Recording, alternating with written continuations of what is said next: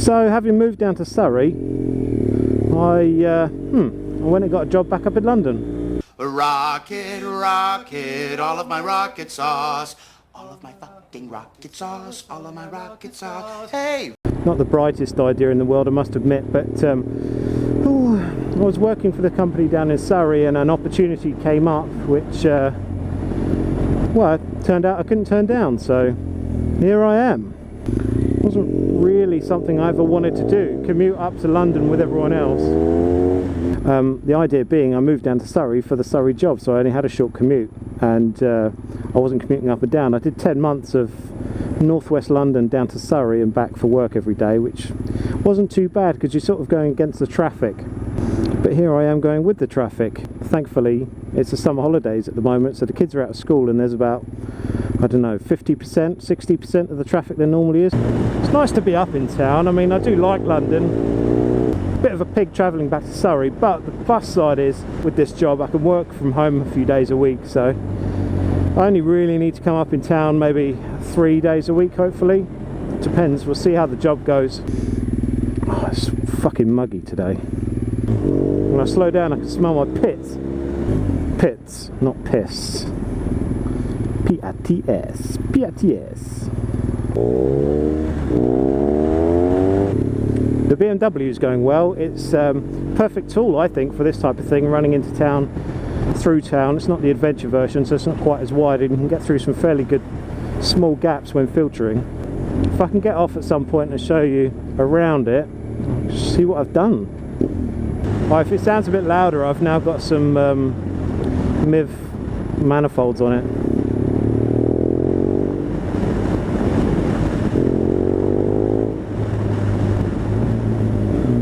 Sounds alright, doesn't it? Actually, it sounds as good as you can ever get from a 1200 GS. I mean, a shit sounding bike anyway. Oh, fucking 6,000 cyclists.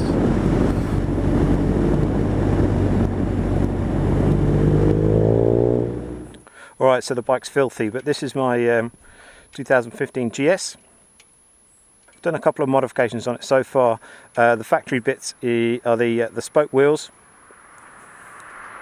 fog lights, or daytime running lights, whatever you want to call them, and this, which is the keyless ignition. So you just have the key in your pocket, obviously, and on and off, and you can open the petrol tank without a key. So it's kind of cool, but to release this sat-nav from the bracket, if you're parking in London, obviously you don't want to leave it in there, you need the key to get this out. So it was, as I said in a previous video, a little bit pointless. Now, at the moment I'm running a top box because I need luggage and stuff, obviously work shit, and I don't particularly like carrying a rucksack. So even though I've upgraded and put the rally seat on, I've still got the rear rack. So the plan is to move that top box down and make some new mounting brackets for that. Obviously the Clicktronic shift has been installed. That's for my gammy left leg. I've fitted some foot pegs from a adventure model. I just installed the Touratech engine guards. This is actually the first time I've run the bike with them on. They're not too bad, actually. They're a little bit wide, but then again, they've got to protect the engine. I picked up a factory tinted screen. So it's a BMW tinted screen off eBay for like 30 quid, and I think they're about 180 new, so that was a score.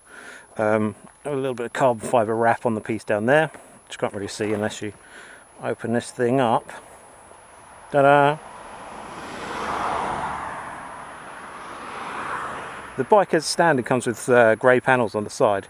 I bought some vinyl wrap to try and test it out and see how I got on. I didn't do too badly with these panels because they're a real pig to do.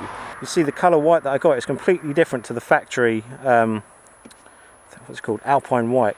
So I did the centre of the tank as well, and that didn't work out too well because I've got a rip and a tear in this crevice here.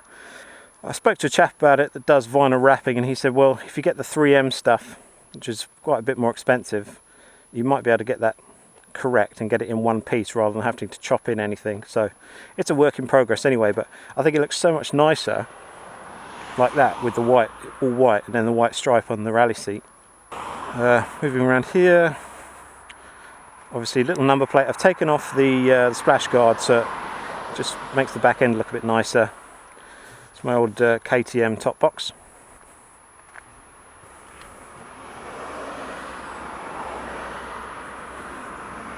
Then moving round, I installed MIV headers on it, and there's almost a clearance issue on this Touratech engine guard. It's pretty damn tight, but I've put a couple of washers in it just to space it out at the bottom, and so far it's okay.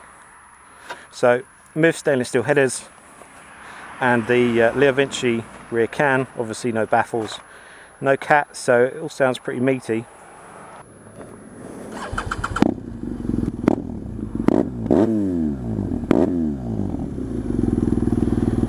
That's how it sounds. That initial crack is so loud.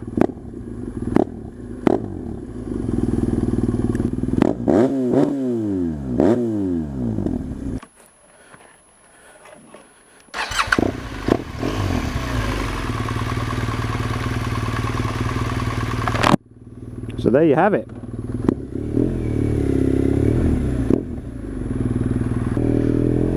I know it's a GS, but I mean it's pretty feisty, it's pretty good fun. I mean if you open the throttle, it will just wheelie.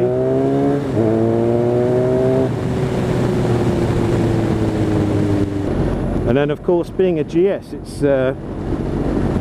considerably comfortable, and I can sit up the A3 on this at, well, obviously legal speeds. It's great. And when you're not actually giving it much welly, it's not actually particularly loud, it's fairly docile. It's only when you sort of open up the throttle fully it gets wrapped